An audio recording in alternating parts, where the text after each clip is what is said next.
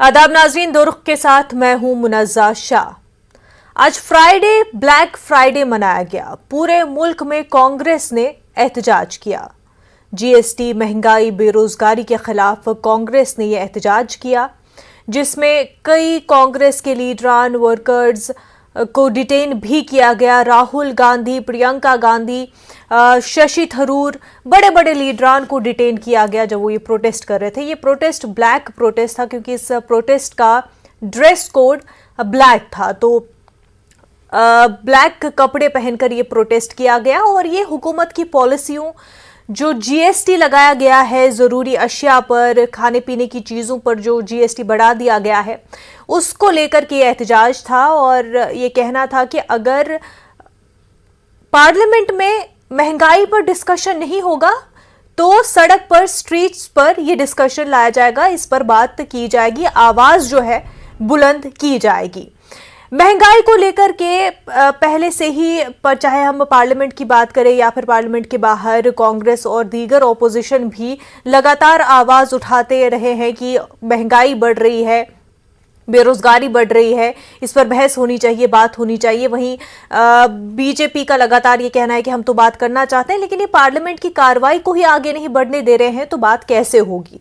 वहीं आपको बता दें, जहां आज ब्लैक फ्राइडे मनाया, कांग्रेस ने एहतजाज जो है इस तरह से अपना दर्ज कराया, तो इसको लेकर के बीजेपी का कहना, बीजेपी के दो, हालांकि इस पर बयान सामने आए, दो पहलू इस पर आए। बीजेपी का एक तरफ कहना था कि ये एक टैक्टिक है कि नेशनल हेराल्ड मामले को दबाने का, कि क्योंकि नेशनल हेराल्ड मामले को लेकर के ईडी सोनिया गांधी, राहुल गांधी से पूछताछ कर रहे हैं, तो उस मामले को दबाने के लिए इस तरह से टैक्टिक्स कर रहे हैं कांग्रेस। और दूसरी तरफ अमित शाह का फिर बयान आता है, वो सवाल खड़ा करते हैं इस ब्लैक प्रोटेस्ट पर और कहते हैं कि आज ही के दिन क्या कांग्रेस को काले कपड़े पहनने चाहिए थे, क्योंकि आज जो है फाउंडेशन डे राम जन्मभूमि का है, तो उन्होंने इस पूरे मामले को राम जन्मभूमि से एक बार फिर जोड़ दिया। वहीं फिर योगी आदित्यनाथ का भी बयान आ जाता है और वो कहते हैं कि ये प्रोटेस्ट जो कांग्रेस का है,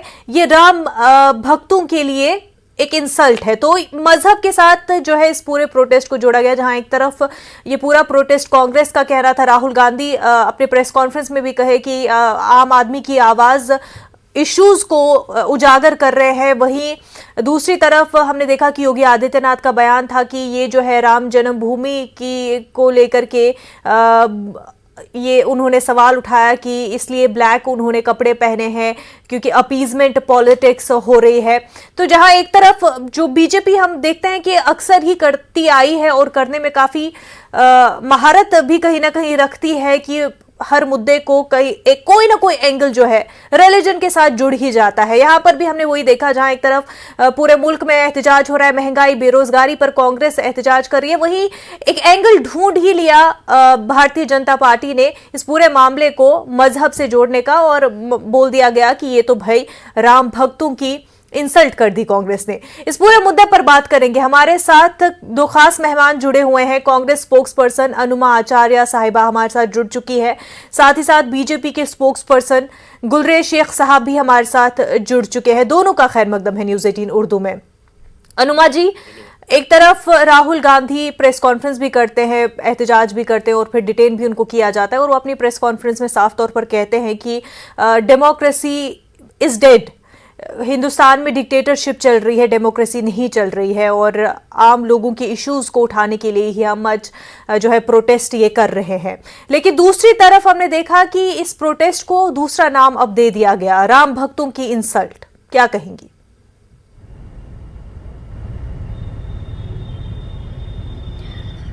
क्या कहा जाए, बहुत ही दुर्भाग्यपूर्ण है कि भारतीय जनता पार्टी इस तरह की बातें अभी भी करती है, जबकि लोग अब समझने लगे। बहुत सस्ते किस्म की ये राजनीति होती है, जिसमें आप किसी भी जनता के सरोकार को हटाकर और आप बात करने लग जाते हैं कि ये राम जन्मभूमि का मुद्दा है। भारतीय जनता पार्टी ने ऐसा शुरू से किया है। जो लोगों के सरोकारों के मुद्दे हैं, महंगाई है, बेरोजगारी है, इसके ऊपर संसद में भी कभी बहस नहीं होने दी। आपने देखा था विंटर सेशन भी देखा है हमने, पिछला वाला, और हमने पिछला मानसून सेशन भी देखा है। दोनों में ही कोई ना कोई इस तरह की बातें लाकर जिससे बवाल पैदा हो, भारतीय जनता पार्टी इन सवालों से बचना चाहती है। आज देश में जो पूरे जगह प्रोटेस्ट था, और मैं भी एक प्रोटेस्ट में शामिल होने के लिए गई हुई थी, तो हमारा ये कहना है कि आपने दूध दही जैसी चीजों पे भी जीएसटी लगा दिया है, और इस समय आपका जो सेगमेंट 18% वाला है उसमें कम सामान है, तो ये ऐसा लगता है 12% वाले में, तो ये 12% वाले में अभी बढ़ाएंगे। महंगाई की अभी कहानी खत्म नहीं हुई है। बीजेपी को अभी ये देखकर भी शर्म नहीं आती कि लोगों की आमदनी कम हुई है। सभी को मालूम है कि 80% से ज्यादा परिवारों की आमदनी कम हुई है। लोग गरीबी की रेखा के नीचे जा रहे हैं, लेकिन कहीं कहीं से झूठे सच्चे आंकड़े लाकर, और बीजेपी के प्रवक्ता भी अपनी बात साधने की कोशिश करते हैं। दुख यही होता है कि जिस पार्टी के अंदर केवल तानाशाही है, कोई लोकतंत्र नहीं है, वहां पर केवल एक व्यक्ति बोलता है और सबको उसी की बात पर लाइन अप होके पालन करना पड़ता है, वो लोग आज देश की बात और जनता की बात ना तो समझ सक रहे हैं, और ना महंगाई जैसे मुद्दे में जिनके उनके खुद के परिवार भी त्रस्त हो रहे हैं, सिवाय उनके की जो बहुत बड़े नेता हैं, तो उसके बावजूद भी बीजेपी के लोग इसके बारे में बोलने से हिचकिचा रहे हैं, अलग से बोलते हैं। लेकिन जब सामने बात आती है तो नेचुरली उन्हें डर लगता है कि कहीं उन्हें पद से हटा ना दिया जाए, और इसलिए वो गागा ओवर होकर और केवल अपनी पार्टी की बात करते हैं, और खास तौर पे राम जन्मभूमि की बात करना, इससे ज्यादा शर्मनाक हरकत बीजेपी से उम्मीद भी नहीं थी। वो इसी तरह की शर्मनाक हरकतें करते हैं क्योंकि सभी को मालूम है कि इसका राम जन्मभूमि से ताल्लुक नहीं, इसका लोगों से ताल्लुक है। अब जो लोकतंत्र समझे तो वो लोगों की बात समझे। गुलरेज शेख साहब, ये कितनी मायूस कुन बात है जहां पर लोगों का मुद्दा उठाया जा रहा है। लोग जो है महंगाई से परेशान है, दूध आटे जैसी चीज़ों पर अगर महंगाई हो रही है, जीएसटी बढ़ रहा है, तो लोगों के लिए परेशानी वाकई में बहुत बढ़ गई है। कांग्रेस एहतजाज कर रही है, तो क्या इसका मतलब कि इस मुद्दे को भी राम जन्मभूमि से जोड़ दिया जाए, इस मुद्दे को भी मजहब वाला रंग दिया जाए? ये किस हद तक सही है सर? यहाँ पर बेसिक लोगों के इश्यूज की बात हो रही है, लेकिन इसको भी मजहबी रंग दे देना, इसको भी मजहबी एंगल से जोड़ देना, ये कैसे सही है? कांग्रेस की बात है, ये बात सच है, ये लोगों के लिए कर रहे हैं, लेकिन इनके नजर में लोग कौन है? लोग हैं सोनिया गांधी, लोग हैं राहुल गांधी, जिनके ऊपर ईडी की तलवार लटक रही है। जितने चोटे हैं देश में उन सबको सपोर्ट करने के लिए ये कर रहे हैं। इनके लिए जितने देश के चोटे हैं वो सब लोगों की श्रेणी में आते हैं, और ये जितने भी तथाकथित झूठे आंदोलन कर रहे हैं, प्रियंका रॉबर्ट वाड्रा जी बिल्कुल हीरोइन बनके कूद रही थी बैरिकेड्स पे, ये इनको चोटों को बचाने जी अनुमा जी बता रहे हैं, वही इनके लिए लोग हैं। मुद्दे पर बात करवाइए। गुलरेज साहब, बस बात कर रहा हूं मैडम, अल्फाज किस तरह के नेशनल टेलीविजन पर इस्तेमाल होने चाहिए उसका ध्यान रखें, बाकी आप अपनी बात मुकम्मल कर ले। नहीं, आप जिस तरह के आपने शब्द बोले हैं उन पर आपको शर्मिंदा होना चाहिए। ऐसे शब्द हम नहीं बोलते, और इस देश के संस्कार नहीं है। पता नहीं कहां से आप लोग इस तरह की बातें करना शुरू कर चुके हैं। देश के मुद्दों को आप कांग्रेस पार्टी का मुद्दा बोलते हैं, शर्म आनी चाहिए हम सबको इस तरह की बात जिन लोगों ने डकार दिए आपने जिन उनको शब्दों तकलीफ का भी नहीं प्रयोग हो रही, किया, उनके पेट में दर्द भी नहीं होता। यह जनता ने मोदी जी को शासन दिया ही इसीलिए है कि हिंदुस्तान को भ्रष्टाचार से मुक्त करना है। लेकिन गुलरेज शेख साहब, यही एक सवाल जब राहुल गांधी मीडिया से खिताब कर रहे थे, जब राहुल गांधी प्रेस कॉन्फ्रेंस कर रहे थे, तब उनसे भी ये सवाल इस तरह का पूछा गया, तो उन्होंने कहा था हिटलर भी तो इलेक्शन जीते थे, हिटलर ने भी काफी इलेक्शंस जीते थे, और ये क्यों था कि उनका कहना था, राहुल गांधी ने अपने प्रेस कॉन्फ्रेंस में कहा, क्योंकि जर्मनी की सारी जो एजेंसीज थी, जो इंस्टीट्यूशन थे, वो उनके कब्जे में थे। तो जो आपने बात कही कि वजीर आजम को लोगों ने जिताया है, इलेक्शंस जीत रही है बीजेपी, तो उसके हवाले से राहुल गांधी का ये जवाब है कि हिटलर भी जो है इलेक्शन जीता करते थे। देखिए, थोड़ा सा राहुल गांधी जी को अपनी मेमोरी भी ठीक करनी चाहिए, थोड़ी पढ़ाई लिखाई भी करना चाहिए। मैं पढ़ाई लिखाई करने वाला इंसान हूं। हिटलर कभी भी चुनाव नहीं जीता था। हिटलर को प्रोविजनली जो है वो चांसलरशिप दी गई थी वहां पर हब्सबर्ग के जाने के बाद, और उसके बाद उसने अपना नियंत्रण कर लिया था सत्ता पर। जनसत्ता उसको कभी लोकतंत्र के वोट के माध्यम से नहीं मिली थी, वो तो एक माइनॉरिटी पार्टी थी। और हमको तो दूसरी टर्म चल रही है जिसमें बहुमत के आंकड़े से प्रचंड बहुमत मिल रहा है। तो ये इस प्रकार की बात नहीं करना चाहिए। लेकिन संभव था, क्योंकि मैंने सुना है कि उनके जो नाना थे सोनिया गांधी जी के पिताजी, वो मोसोलिनी की सेना में लड़े थे, तो उनको हिटलर मोसोलिनी शायद ज्यादा मालूम होंगे। गुलरेज शेख साहब, लेकिन आपने अभी तक इस सवाल का जवाब नहीं दिया कि इस नहीं, मैंने आपको अच्छा, आपने अभी एक बात वो कही थी, उनकी प्रेस कॉन्फ्रेंस पर बात की थी, मैंने भी उस प्रेस कॉन्फ्रेंस को बखूबी सुना। उसमें क्या उन्होंने महंगाई या इन्फ्लेशन के ऊपर एक शब्द भी बात की? ना उन्होंने की, ना उनके साथ अशोक गहलोत ने की। बात किस बात पे हुई? उन्होंने बात की डेमोक्रेसी का नाम लिया, उन्होंने परिवार का नाम लिया, उन्होंने हिटलर का नाम लिया, उन्होंने महंगाई के ऊपर एक भी बात नहीं की। फिर आप ये देखिए कि ये एकदम से कुछ ना कुछ इन्होंने प्लान किया। उसके बाद ये इन्होंने फैंसी ड्रेस कंपटीशन किया कि कौन ज्यादा काले कपड़े पहनेगा, क्योंकि क्या है कि जो लोग काले कपड़े पहन के आज फिर रहे हैं ना, उनके रिकॉर्ड भी काले हैं। सुबह वो सफेद कुर्ता पहन के आए प्रेस वार्ता के लिए, और उसके बाद उन्होंने काला कुर्ता पहना, तो दिख रहा था कि इन्होंने जानबूझ के ये सब किया है, क्योंकि इनको ईडी से तकलीफ है। ये ईडी को डराने के लिए, अधिकारियों को डराने धमकाने के लिए इस प्रकार के स्टंट कर रहे हैं। लेकिन राहुल जी, हम बोलते हैं आपको, आप कितना ईडी को कैसे राहुल गांधी या कोई भी डरा पाएंगे? वो पूछताछ लगातार उनसे हो रही है। अनुमा जी, आप कुछ कहना चाह रही हैं, और आपसे ये सवाल पूछती हूँ कि क्या जो लगातार बीजेपी इल्जाम लगा रही है, क्या ये सब सिर्फ ईडी वाला मामला, नेशनल हेराल्ड वाला मामला दबाने के लिए हो रहा है? आपको अच्छी तरह मालूम है कि 7 दिन पहले कांग्रेस ने यह घोषणा की थी कि देशव्यापी महंगाई और बेरोजगारी पर आंदोलन होगा। यह आपके चैनल में भी आया था, और पिछले भी जिस भी चैनल में मैं अभी तक डिबेट के लिए गई हूँ, सभी चैनल्स ने मुझे बताया कि उनको पहले से सूचना थी। तो इस तरह की बात करना, और आप देखिए भाषा का सस्तापन कहीं पर भी कम नहीं होता दिखता। बीजेपी के साथ आजकल मुद्दे नहीं रहते तो लोगों पर व्यक्तिगत लांछन लगाते हैं। राहुल गांधी जी और सोनिया गांधी जी से कुंठा है, हीन भावना है, पूरे लोगों से, कांग्रेस से भी हीन भावना है, क्योंकि कांग्रेस पढ़ी लिखी पार्टी है। गुलरेज शेख साहब 2-4 मतलब जो विदेशी मुद्दों को पढ़कर और कुछ वीडियो बनाते हैं, और रोज मेरे पास भी उनका एक, क्योंकि वो अच्छे मित्र हैं, भद्दी भाषा नहीं बोलते थे। इस बार मैंने पहली बार उनको देखा कि ऐसी भाषा बोल रहे हैं, तो वो समझते हैं कि वो विदेशी मामलों के बड़े जानकार हैं। देखिए, ऐसा है, हिटलर को वहां की जर्मनी की जनता ने इतने सालों तक लगातार सिर पे बिठाया था, पर हिटलर ने भी उनका वही हाल किया जो आज भारत में हो रहा है। जो भी हम एक देखते हैं कि तानाशाह जो करता है, चाहे वो ईदी अमीन हो, चाहे वो मुअम्मर गद्दाफी हो, चाहे वो हिटलर हो, चाहे वो स्टालिन हो, जो जो उन्होंने किया, एक एक प्रोजेक्ट बना दिया जिससे लोगों को लगे कि आपके यहाँ सब कुछ चमक रहा है, और उसके बाद उधार में फंसता गया शहर, देश हमारा। तो वही उस तरह की कहानी हमारे यहाँ हो रही है।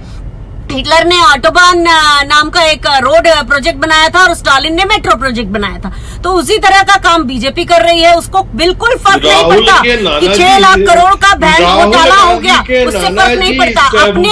अपने जो भी भाषा देखिए, आप लोगों की एक आदत है, हम इतने सभ्य हैं ना कि हम कभी मोदी जी के पिताजी पर नहीं पहुंचते।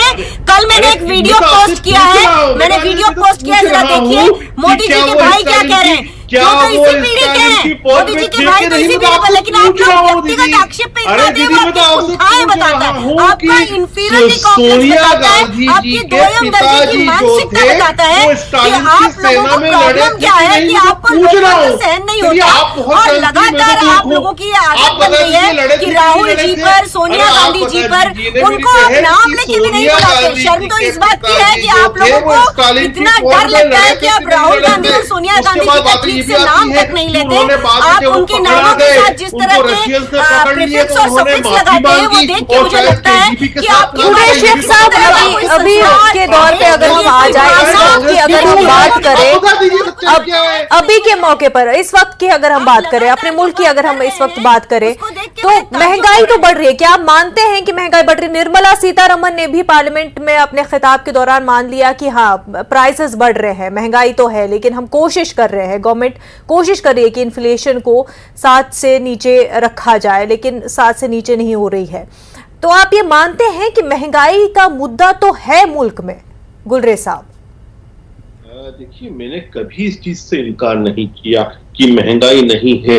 इंपोर्टेड इन्फ्लेशन हिंदुस्तान में डेफिनेटली है। इन्होंने जिस तरह से मुझे बोलने नहीं दिया, इस तरह से मैं इनके बीच में बोलूं, कम से कम एक बार अपने दर्शकों को ये बताइए कि गुलरेज शेख साहब जो हैं लगातार मुझे इंटरप्ट करते रहे और मैंने इंटरप्ट किया, मैं तो पूछ रहा था दीदी आपसे, मैं तो पूछ रहा था कि क्या सोनिया गांधी जी के मरहूम पिताजी जो थे वो मुसोलिनी की फौज में थे कि नहीं थे? पूछ रहा था। कांग्रेस की मुंह है, कांग्रेस यही इसी तरह से जो है किसी की भी बात जो है नहीं पहुंच पाती है। अनुमा जी, उसके बाद उन्होंने केजीबी में काम किया था क्या? गुलरेज शेख साहब इसी तरह से जो है किसी की भी बात जो है किसी का भी पॉइंट कन्वे नहीं हो पाता है, कन्वे बिल्कुल भी नहीं हो पाता है। और इंटरप्ट अगर किया जाए तो उसमें किसी की भी बात जो है लोगों तक नहीं पहुंच पाती है। अनुमा जी, आप अपनी बात मुकम्मल कर ले, उसके बाद जो है गुलरेज शेख साहब से उस पर रिएक्शन चाहेंगे। अनुमा जी, आप कहें, आप अपनी बात मुकम्मल कर ले। गुलरेज शेख साहब, आप इस वक्त इत्मीनान से इनकी बात पहले पूरी सुन लेंगे, उसके बाद हम आपका जवाब भी सुनेंगे पूरी तरह से। गुलरेज शेख साहब, आपकी बात इसके बाद हम मुकम्मल सुन लेंगे, बस आप इस वक्त जो है इंटरप्ट न करें, उसके बाद पूरी बात आपकी सुनेंगे। कहें उन्मा जी। जी, मैं 2-3 चीजें बोलना चाहती हूँ बहुत खास तौर पे। आज देश को केवल कांग्रेस बीजेपी की इस तरह की तानाशाही से बचा सकती है। कांग्रेस बार बार आवाज उठाती है, लेकिन मुख्य धारा का मीडिया उन्हें दिखाता नहीं है। आज चूंकि देशव्यापी प्रोटेस्ट थी, तो आज थोड़े बहुत मीडिया चैनल्स ने इसे दिखाया। लोगों को मालूम नहीं हो पाता कि उनको किसके साथ आके खड़े होना है, क्योंकि कभी मीडिया में जिक्र नहीं होता। तो मेरा ये कहना है कि आज राहुल गांधी, प्रियंका गांधी जी, सोनिया गांधी जी के नेतृत्व में हम सभी लोग प्रोटेस्ट कर रहे हैं, देश की जनता के साथ खड़े हैं। लेकिन देश की जनता को जो ये इन्होंने कहने की आदत डलवाई है कि विपक्ष कहाँ है, देश की जनता को सामने आना पड़ेगा, नहीं तो उनके अपने सरोकार कोई नहीं उठा पाएगा। और कांग्रेस के अलावा किसी में इतना दम नहीं है कि वो देश के लोगों की बात सामने ला सके। और बीजेपी किससे डरती है, बीजेपी की कुंठा किससे है, बीजेपी किससे थर्राती है। आज एक ब्लैक कलर के कपड़ों में प्रोटेस्ट हुआ तो उसको अलग अलग नामों से नवाज रही है, पीढ़ियों तक जाती है बीजेपी। क्या हम में से आपने किसी कांग्रेस प्रवक्ता को सुना है कि मोदी जी के पिताजी, माताजी, भाई जी, बहन जी के बारे में कई अशिष्टता की शुरुआत करते हो? कभी नहीं करते हम। तो ये देश के संस्कार नहीं है, हमारे देश में नहीं सिखाया जाता कि किसी के पुरखों को, पीढ़ियों को कोसे। जो लोग आज जिंदा हैं उनकी बात करिए और उनसे लड़ने की राजनीतिक ताकत रखिए। इस तरह के एजेंडा और नैरेटिव पे लड़ेंगे तो कोई देश की जनता आपको समझ गई है और देश की जनता महंगाई से परेशान है। तो देश की जनता जिसके कारण आज आप इतना अहंकार कर रहे हैं, वो आपको इसका जरूर सबक सिखाएगी। लोकतंत्र से डरिए, क्योंकि यहाँ जनता ही राजा होती है और आप लोगों को जो राजापन की आदत पड़ गई है उसे आपको छुड़ाएगी जनता ही छुड़ाएगी। गुलरेज शेख साहब, अब आप अपनी बात रख लें और आप अनुमा जी ने जो कहा उस पर आपका रिएक्शन चाहेंगे। और उससे पहले जो मैंने आपसे सवाल पूछा था उस पर भी मैं आपसे बात चाहूंगी। इसी पीढ़ी में बात करेंगे, व्यक्तिगत आक्षेप नहीं लगाएंगे और महंगाई के मुद्दे पर बात करेंगे। ठीक है, चलिए गुलरेज साहब, अब आप अपनी बात रखें। देखिए मोइजा, जहां तक ये बात कर रहे हैं ना कि हम इनकी बात करते हैं, पर्सनल बात करते हैं, वास्तव बात तो ये है कि राहुल गांधी, सोनिया गांधी या गांधी परिवार का नाम लेना भी हम पसंद नहीं करते और 2 बार कुल्ली करते हैं नाम लेने के बाद। लेकिन चूंकि राहुल गांधी ने हिटलर का उपयोग किया था शब्द का, तो मेरे इसलिए मैंने पूछा कि क्या उनके नाना मुसोलिनी के साथी थे कि नहीं, क्योंकि हिटलर और मुसोलिनी दोनों अलाइड साथी थे। अब आ गए आप इन्फ्लेशन का नाम न लें तो। अरे मैं तो कुल्ली करता हूँ, लेने के बाद थूकता हूँ तो कुल्ली करता हूँ। महंगाई पर बोलिए, आप तो राहुल गांधी अब आप महंगाई पे सुन ले। यदि आपको सुनना हो तो, नहीं सुनना है तो ठीक है, मैं चुप हो जाता हूँ। गुलरेज शेख साहब, आप अपनी बात रखिए। महंगाई पर सुनाइए, मुद्दे पर बात करिए। अरे सुन तो लो दीदी, देखिए हमने कभी नहीं कहा कि महंगाई नहीं है या महंगाई एक समस्या नहीं है। हम हमेशा कहते हैं रिजर्व बैंक ऑफ इंडिया के एक्ट में संशोधन मोदी सरकार ने किया और महंगाई की दर पर कैपिंग 6% की अभी 7.1% चल रही है। लेकिन दुनिया के 68 देश ऐसे हैं आज की तारीख में, मैं इसलिए आरंभ में ही कहा था कि इंपोर्टेड इन्फ्लेशन है। 68 देशों में डबल डिजिट में महंगाई की दर है, जो महंगाई की दर मेरे प्यारे भारत में केवल 7.1 है, लेकिन उसके ऊपर भी काम चल रहा है। ये भी 6% तक आएगी अगली तिमाही तक, क्योंकि आज भी आप देखिए 50 बेसिस पॉइंट से रेपो रेट को आरबीआई ने आज कम किया है, आज बढ़ाया है। वो बढ़ाने का मतलब यही इसलिए बढ़ाया जाता है कि इन्फ्लेशन को चेक एंड कंट्रोल किया जाए। तो सरकार बहुत अच्छी तरह से इकोनॉमी को मैनेज कर रही है और आज की तारीख में एक्सपर्ट्स लेकिन इस बात को नहीं मानते सर, इकोनॉमिकल एक्सपर्ट्स जो है इस बात को नहीं मानते कि रघुराम राजन से क्योंकि रघुराम राजन से अभी बीच में 5-7 दिन पहले किया गया था, जो बात बार बार कहते हैं ना ये कांग्रेसी कि श्रीलंका जैसे हालात हो जाएंगे साहब हिंदुस्तान के, तो उन्होंने बोला था बिल्कुल नहीं हो सकते क्योंकि इकोनॉमी अच्छी चल रही है। ये रघुराम राजन ने कहा है। और रघुराम राजन कौन थे? जिनको खुद मनमोहन सिंह जी ने केंद्रीय बैंक का गवर्नर बनाया था। तो इकोनॉमिक पैरामीटर्स बड़े अच्छे चल रहे हैं। जीडीपी की ग्रोथ जो है आईएमएफ मानता है कि 7.1% पर है। आईएमएफ के हिसाब से बात कर रहा हूं, मोदी सरकार डाटा की बात ही नहीं करता हूं अभी। इंटरनेशनल मॉनिटरी फंड के हिसाब से दुनिया की सबसे तेजी से बढ़ती अर्थव्यवस्था को यदि कोई है तो वो हिंदुस्तान की अर्थव्यवस्था है। जीएसटी कलेक्शन जो है वो ऑल टाइम हाई जा रहा है। और ये बात कर रहे थे आज गैस की टंकी की और पेट्रोल की सब चीजों की, तो कुछ आंकड़े उसके ऊपर भी रख दूं मैडम के सामने में। मैं 6 देशों की बात करता हूं, 3 पड़ोसी देश जो कि गरीब देशों की श्रृंखला में आते हैं, 3 उन्नत देश। हिंदुस्तान में 1053 रुपीज चल रही है गैस के टंकी का रेट। पड़ोस का देश है पाकिस्तान, वहां 1113 रुपए है। श्रीलंका में 1243 रुपए है। नेपाल में 1139 है। आप बोलेंगे कि गरीब देश है, हम ऑस्ट्रेलिया की बात करते हैं, वहां 1764 है। यूनाइटेड स्टेट्स में 1754 है। कनाडा में 2500 के आसपास है। तो भारत में सबसे सस्ती गैस भी आज मिल रही है, दुनिया का सबसे सस्ता डेटा भी यहां मिल रहा है। जिन कंट्रीज के साथ, एक तो आप उन कंट्रीज के साथ जिनका ऑलरेडी बहुत ज्यादा हालत खराब हो चुकी है, दूसरी वो कंट्रीज जहां पर कैपिटा इनकम भी बहुत अच्छा है। कनाडा, यूएस कंट्रीज की जब आप बात करते हैं उनकी पर कैपिटा इनकम भी बहुत बेहतर है, उनकी बेस भी बहुत बेहतर है। अनुमा जी कुछ कहना चाह रही है। अनुमा जी, निकटवर्ती देश से कंपेयर करता हूं, किससे कंपेयर करना चाहते हैं? मैं उससे खड़े रखूं आपके सामने। सर, एक्सपर्ट्स की मैं आपको कह रही हूं कि जो हालात दिखाई दे रहे हैं वो बेहतर नहीं है। मैं इकोनॉमिक एक्सपर्ट्स का ही आपको हवाला दे रही हूँ। अनुमा आचार्य जी कुछ कहना चाह रही है, उनको अब सुन लेते हैं, वो कब से कुछ कहना चाह रही है। इस जन्नत में बैठे हैं आज हम। मैं पहली चीज ये कहना चाह रही हूँ कि जब देश के ग्रोथ रेट, जो जीडीपी की ग्रोथ रेट है, उससे जब महंगाई की दर बढ़ जाती है तो देश की अर्थव्यवस्था सही नहीं रहती, जो अब की हो रहा है। चाहे वो हमारी खुदरा महंगाई हो, चाहे हमारी थोक महंगाई हो, दोनों में ही ऐसा हो रहा है कि विकास की दर जो है वो महंगाई की दर से कम है। और इस कारण से देश में महंगाई भी बढ़ी हुई है और अर्थव्यवस्था हमेशा, ये भारतीय जनता पार्टी के आने के बाद से ही हमारे देश का जो तुलना है वो निम्नतम से निम्नतम देशों के साथ होती है। हम हर रेटिंग में, चाहे वो मूडीज की ले लो, फिच की रेटिंग ले लो, या आईएमएफ की बात कर रहे हैं, किसी की भी रेटिंग ले लो, सभी ने हमारी रेटिंग घटाई है। अब आप बीच में मत बोलिए। देखिए, मैंने आपकी बात सुनी। आप जो रेपो रेट की बात कर रहे हैं, रेपो रेट को बढ़ाने से क्या महंगाई कम होगी? रिजर्व बैंक के गवर्नर का आपने लगता है भाषण पूरा सुना नहीं। रिजर्व बैंक के गवर्नर जो चिंता व्यक्त कर रहे थे और आज जो उन्होंने रेपो रेट बढ़ाया है, वो कोशिश केवल है, लेकिन वो जानते हैं कि अर्थव्यवस्था की जो हालत है वो इस तरह से बात करने से नहीं सुधरेगी। आप लोगों ने जो भी, जैसे अभी थोड़े दिन पहले हमने हिंदुस्तान यूनिलीवर लिमिटेड के जो सीईओ हैं उनका सुना था, उन्होंने सरकार से मिन्नतें की हैं। डिमांड नहीं बढ़ रही है श्रीमान, डिमांड बढ़ाने का काम है आपका। जब तक डिमांड नहीं बढ़ेगी आप जीडीपी कलेक्शन का ढोल पीटते रहिए, क्योंकि वो तो प्राइस बढ़ने के बाद जो व्यापारी हैं वो दे रहे हैं इसलिए बढ़ रही है, लेकिन उससे डिमांड नहीं बढ़ रही है। और जब तक डिमांड नहीं बढ़ेगी इस देश की अर्थव्यवस्था सुधर नहीं सकती। और डिमांड ना बढ़ने का कारण यही सब है कि मैन्युफैक्चर सेक्टर में हम नीचे जा चुके हैं।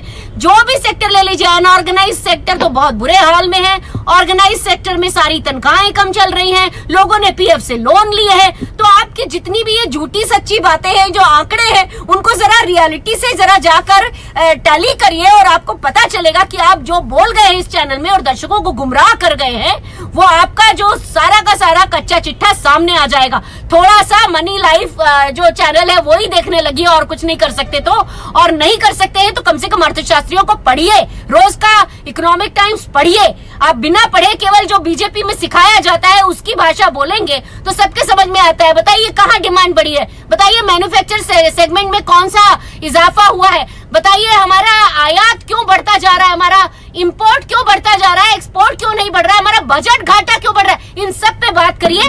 आप शेख साहब, कई सवाल आपसे पूछे हैं अनुमा जी ने, उस पर वक्त की कमी हमारे पास, आपने कई सवाल पूछे गुलरेज शेख साहब से, उस पर तुरंत ही उनसे जवाब चाहेंगे। गुलरेज शेख साहब। नहीं, मैं आपको कह रहा हूं ना कि जीडीपी जो बढ़ती है यदि 7.1 से बढ़ रही है और आईएमएफ का आंकड़े से बढ़ रही है 7.1, तो सभी सेक्टर्स में ग्रोथ हो रही है। आज के समय रियल एस्टेट को देखें तो वो सच में रियल एस्टेट की तरह बूम के ऊपर चल रहा है। सुन लीजिए मैडम, ऑटोमोबाइल का प्रोडक्शन ऑल टाइम हाई जा रहा है और इंक्लूडिंग सेल हर टाइम जा रही है। तो कौन सा ऐसा सेक्टर है जो पीछे है? और अभी जो लेटेस्ट आंकड़ा आया है 6 महीने में इन्फ्लेशन की लोगों को कहां हम सबसे ज्यादा उभरती हुई अर्थव्यवस्था थे, अब हम 164वें नंबर पे है। श्रीमान, आप जितने झूठ सच बोलेंगे, इतने सारे झूठ सच बोल के आपको रात में नींद कैसे आती है, मुझे नहीं समझ में आता। आप लोग इतने झूठ कैसे बोल लेते हैं? 110% सच बोल रहा हूँ मैं, तो आपका आंकड़ा अरे सब लोग समझ रहे हैं। मैंने आपसे इतने सवाल पूछे, मैंने डिमांड के बढ़ने का सवाल पूछा, आप डिमांड के बढ़ने के सवाल का जवाब नहीं दे रहे, आप मैन्युफैक्चरिंग सेगमेंट के बढ़ने का जवाब नहीं दे रहे, आप किसी बात का जवाब नहीं दे रहे जो मैंने पूछा। आप अपना ही एक राग अलाप रहे हैं और मैं नहीं समझती कि आपके पास मेरे किसी सवाल का जवाब भी है। ऑटोमोबाइल सेक्टर में डिमांड में इजाफा हुआ है और काय में आपको इजाफा चाहिए, बताइए ना आप किस जगह पे? आंकड़े कहाँ हैं, कहाँ से पढ़ रहे हैं आप आंकड़े? बिल्कुल आप झूठ कह रहे हैं। मैन्युफैक्चरिंग सेगमेंट में कोई इजाफा नहीं हुआ है, बिल्कुल नहीं। रियल एस्टेट की आप क्या बात करें, कहाँ है उसके आंकड़े? आपके पास कोई आंकड़े नहीं है,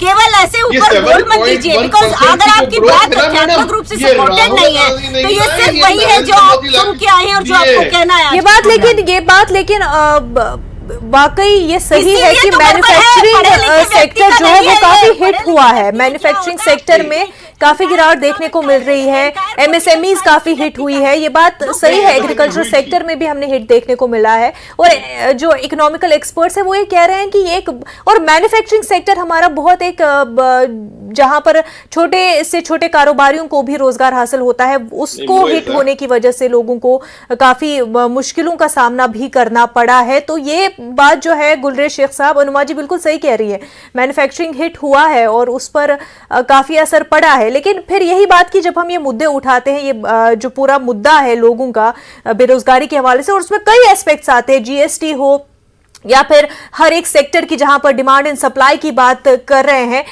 तो इन मुद्दों पर बात करने की बजाय इसको फिर एक अलग रंग क्यों दिया जाता है? भले ही आपकी ऑपोजिशन इस मुद्दे को उठा रही हो, लेकिन क्या इसको मजहबी रंग देना फिर सही होगा? क्या ये कहना कि इससे तो एक तबका जो है अब नाराज हो जाएगा, लोगों में ये बात डालना, लोगों के जहनों में ये बात डालना, ये किस हद तक सही है?